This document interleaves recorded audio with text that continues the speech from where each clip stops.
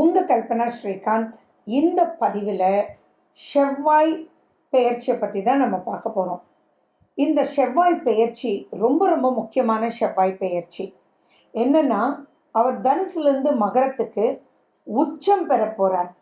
So அற்புதமான இந்த செவ்வாய் பெயர்ச்சியில் 4 ராசிக்கு ருச்சிக யோகம் கிடைக்க போகுது. இந்த செவ்வாய் பெயர்ச்சி எப்போ வருது அப்படின்னா, பிப்ரவரி 4ஆம் தேதியிலேருந்து மார்ச் 14ஆம் தேதி 2024 வரைக்கும்.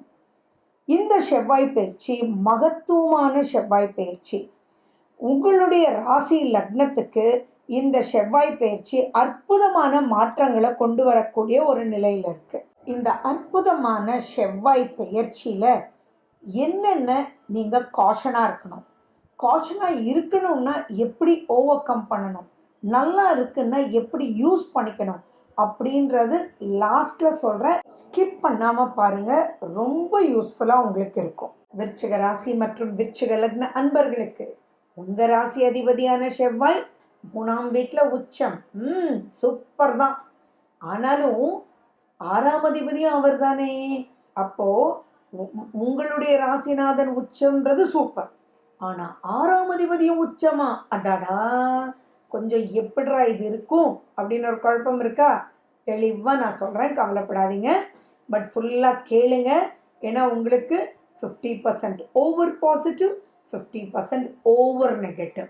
அந்த ஓவர் நெகட்டிவ்ன்றது எதை தொட்டால் நெகட்டிவ் ஆகுன்றது விலாவரியாக நான் உங்களுக்கு சொல்கிறேன். அதை தொடாமல் இந்த 40 நாள் மூவ் பண்ணிடுங்க. ஸோ எதை ப்ரொசீட் பண்ணணும், எதை தொடக்கூடாது அப்படின்ற ஒரு கான்செப்ட் தான் இங்கே கேர்ஃபுல்லாக இருக்கணும். அண்ட் இந்த 6ஆம் வீட்டு அதிபதி உச்சம் பெறுறதுனால வரக்கூடிய பிரச்சனையிலிருந்து உங்களுக்கு என்ன பண்ணால் நீங்கள் தற்காத்துக்க முடியும், ப்ரிகாஷனரி மெஷர் அப்படின்றதும் உங்களுக்கு நான் சொல்கிறேன். ஸோ லாஸ்ட் வரைக்கும் ஸ்கிப் பண்ணாமல் விருச்சிக ராசி அன்பர்கள் கண்டிப்பாக பார்க்கணும். 3ஆம் வீட்டில் உச்சம் பெறுறதுனால கம்யூனிகேஷன் ஸ்கில்ஸ்னால எக்கச்சக்கமான வளர்ச்சி பார்க்க போகிறீங்க. நட்பு எல்லா இடத்துலையும் நீங்கள் கையை பிடிச்சிக்க போகிறீங்க. அதே மாதிரி முயற்சி, பொதுவாகவே விருச்சிக ராசி லக்ன அன்பர்கள் முயற்சி, விடாமுயற்சி தான், தொடர் முயற்சி வெற்றி வரைக்கும். ஆனால் அங்கே ஸ்ட்ரெயின் இருந்தது இல்லையா, அந்த ஸ்ட்ரெயின் எல்லாம் கம்மியாகி நீங்கள் கொஞ்சமாக முயற்சி எடுக்கும்போதே ரிசல்ட்ஸ் உங்களுக்கு தேவையை விட அதிகமாக வந்துடும். அது சம்திங் எக்ஸ்ட்ராடினரி குட். ஹெல்த் நல்லா ஆகிடுங்க. அதே மாதிரி போன்லாம் நல்லா ஸ்ட்ரென்த் ஆகிடும். ஸ்போர்ட்ஸில் இருக்கக்கூடிய விருச்சிக ராசி விருச்சிக லக்ன அன்பர்கள் நல்ல அப்லிஃப்ட்மெண்ட்டுக்கு நீங்கள் போவீங்க. நிறைய வழிகாட்டுதல் இருக்கும், நிறைய ப்ரமோஷனல் ஆக்டிவிட்டி நடக்கும், ப்ராஸ்பெக்ட்ஸ் ரொம்ப நல்லாயிருக்கும். வீடு வாங்குவீங்க, நிலம் வாங்குவீங்க, உங்களுடைய கனவுகள் எல்லாமே இந்த பக்கம் நினைவாகும்.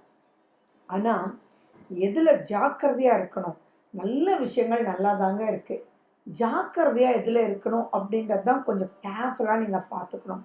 ஏன்னா 6ஆம் வீடு அப்படின்றதுல சத்ரு இல்லைங்களா.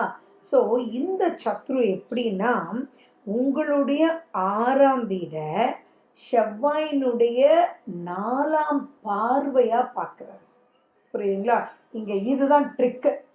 ஸோ இந்த 4ஆம் பார்வையாக அவர் பார்க்கும்போது, ஏன்னா அவரும் பார்க்குறாரு உங்களுடைய 6ஆம் வீடு. ஸோ அப்படி இருக்கும்போது பழைய பிரச்சனைகளை, பழைய விரோதத்தை எதுவுமே தூண்டி விட்டுறாதீங்க. இப்போ இதெல்லாம் ரொம்ப நல்லா நடக்குது. ஃபார் எக்ஸாம்பிள், நீங்கள் ஒரு இடம் வாங்கணும் அப்படின்னு நினச்சிட்டே இருந்திருப்பீங்க. ஆனால் அது ஒன்று மட்டும் முடியாது. கையில் நிறையா பணம் இருக்கும், எல்லாம் இருக்கும், நிறைய வாடகை வரும், வாடகை இடங்கள் இருக்கும். ஆனால் சொந்தமாக உங்களுக்கு ஒரு ரொம்ப நல்ல வீடு கட்டிக்கணும், அந்த ஒரு ஆசை மட்டும் நிறைவேறலை அப்படின்னு மைண்டில் வச்சுக்கோங்களேன். அப்போது உங்களுக்கு சம்படி தெரிஞ்சோ தெரியாதவங்க உங்களை என்னடா இவ்வளோ இருக்குது, இருந்தும் அப்படிப்பட்ட வீட்டில் தானே இருக்கான் அப்படின்னு குத்தி பேசியிருக்கலாம். இதுதான்டா காலம் அப்படின்னு சொல்லிட்டு நீங்கள் அவங்கள ஏதாவது பேச போனால் மிகப்பெரிய பிரச்சனைக்குள்ளே மாட்டிக்குவீங்க. புரியுதுங்களா? சீண்டி பார்க்கறதுன்றது இப்போ வேண்டாமே.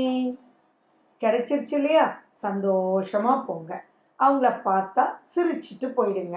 எந்த ஒரு பாயிண்ட் என்னமோ சொன்ன நீ இப்போ பார்த்தியா எவ்வளோ பெரிய இடம் வாங்கியிருக்கேன், வீடு கட்ட போகிறேன் பார்த்தியா, அல்லது கட்டின வீடு எவ்வளோ பெருசு, கிட்டத்தட்ட 5000 சதுரடியில் வாங்கியிருக்கேன் அப்படின்ற ஒரு விஷயமெல்லாம் எகத்தாளமோ கிண்டலோ கேலியோ, நோ நோ நோ நோ. அதே மாதிரி பழைய பிரச்சனையை ஏதாவது இழுத்துட்டு வந்து விட்டுறாதீங்க.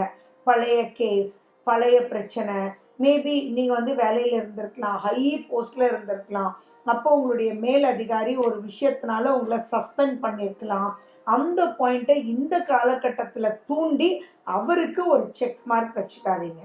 ஸோ உங்கள் சைடு நீங்கள் அபிவிருத்திக்குன்றது ரொம்ப நல்லாயிருக்கு.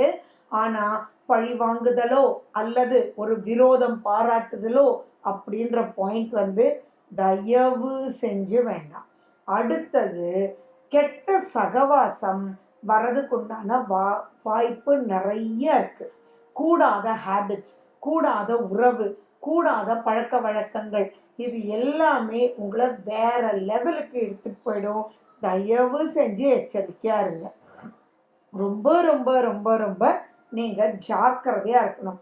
ஏன்னா மற்ற கிரகங்களினுடைய அமைப்பும் வச்சு பார்க்கும்போது நீங்கள் ஏதாவது இப்போ நெகட்டிவ் பண்ணிங்கன்னா அந்த நெகட்டிவ் விஸ்வரூபம் எடுத்து உங்களோட சந்தோஷத்தை எல்லாமே மைனஸ் பண்ணி விட்டுரும். ஸோ ரொம்ப ரொம்ப கேர்ஃபுல்லாக இருக்கணும். செவ்வாய் அப்படின்றது உங்களுடைய ராசிநாதன். செவ்வாய் சனி பகை வேற. 4ஆம் வீட்டில் சனி பகவான் இருக்கார். அடுத்தது 5ல் ராகு இருக்கார். சனியோட வீட்டில் தான் செவ்வாய் உச்சம் பெறார். ஸோ எதை எப்படி யூஸ் பண்ணிக்கணும் அப்படின்றத நீங்கள் பார்த்துக்கணும். ஏன்னா இப்போ ஒரு பெரிய என்ன சொல்கிறது, ஒரு பெரிய அதிகாரியாக இருக்கக்கூடியவங்க இப்போ நண்பனாக வருவாங்க. அப்போ அவங்களால ஒரு பாசிட்டிவ் விஷயம் உங்களுக்கு நடந்திருக்கும். இப்படித்தான் பிரச்சனை நிறையா நான் பார்த்துருக்கேன். தப்பாக நீங்கள் முடிவெடுக்கும்போது என்னாகுன்னா அவங்களால ஒரு பாசிட்டிவ் விஷயம் நடந்திருக்கும். அந்த பாசிட்டிவ் விஷயத்தில் அவங்க ஃப்ரெண்ட் ஆகிடுவாங்க. அப்போ உங்களுக்கு என்ன தோணுன்னா, ஓகேப்பா இவர் இப்போ ரொம்ப க்ளோஸ் ஃப்ரெண்ட் ஆகிட்டாரு, இப்போ தான் எல்லா விஷயங்களும் நம்ம அவரோட ஒட்டி உறவாடிட்டு இருக்கோம், டின்னருக்கெல்லாம் கூட போகிறோம், அவர்கிட்ட சொல்லி இந்த பழைய பகையை பார்த்துடலாமா அப்படின்னு நினச்சி நெகட்டிவ்க்குள்ளே நீங்கள் டச் பண்ணிங்க, ஆட்டோமேட்டிக்காக அது மிகப்பெரிய பிரச்சனைக்குள்ளே போயிடும்.